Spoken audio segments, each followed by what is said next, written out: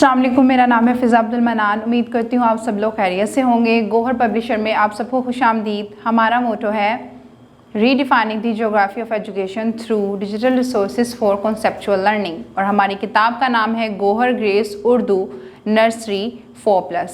सफ़ा नंबर 36 पे हम मिलने जा रहे हैं एक और ख़ानदान से, और इस ख़ानदान का सबसे पहले फ़र्द का नाम है रे। र। लेकिन उससे पहले कुछ हदायत हमारे पास मौजूद है जो साजा के लिए हैं। देखते हैं वो क्या हदायत हैं। हर्फ रे सैंड बुक्स पर लिख के दिखाएं और बच्चों से इसकी मशक करवाएं। रे और इससे शुरू होने वाले अल्फाज की पहले खुद बुलंद ख्वानी करें, फिर बच्चों से करवाएं। रे से शुरू होने वाले मज़ीद अल्फाज की फ्लैश कार्ड से वजाहत करें, जैसे रस्सी, रोटी वगैरह। हर्फ रे के 2 हर्फी अल्फाज पढ़कर सुनाएं। अब हम बढ़ते हैं अपने सबक की तरफ।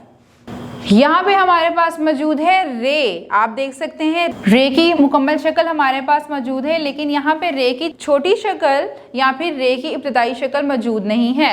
बच्चों, आप ये बात हमेशा याद रखिएगा, दाल के ख़ानदान की तरह जो रे का ख़ानदान भी है, इनकी भी छोटी शक्ल या फिर इब्तदाई शक्ल नहीं होती। इसको भी हम जहाँ पे भी रे के लफ्ज़ को इस्तेमाल करेंगे मुकम्मल इसी तरह लिखेंगे, इसी तरह इस्तेमाल करेंगे।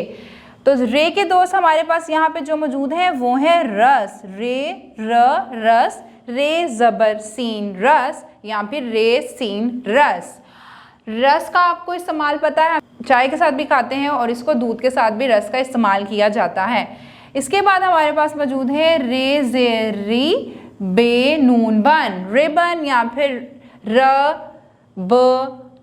रिबन। आप इसको रिबन को इस्तेमाल का आपको पता है कि जब हम किसी को गिफ्ट देते हैं, किसी को तोहफा देते हैं, उस तोहफे के ऊपर भी रिबन का इस्तेमाल किया जाता है।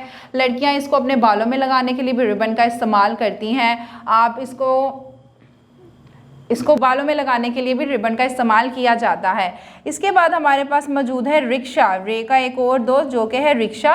रिक्शे को आप सड़क पे देख सकते हैं, इसको एक जगह से दूसरी जगह आने जाने के लिए इस्तेमाल किया जाता है। इसके बाद हमारे पास मौजूद हैं 2 हर्फी लफ्ज़। रे ने दोस्ती की है रे बे रब, रे गाफ रग, रे ते रुत, र ब रब, र ग रग, र उरु त रुत। अगली वीडियो तक के लिए अल्लाह हाफिज़।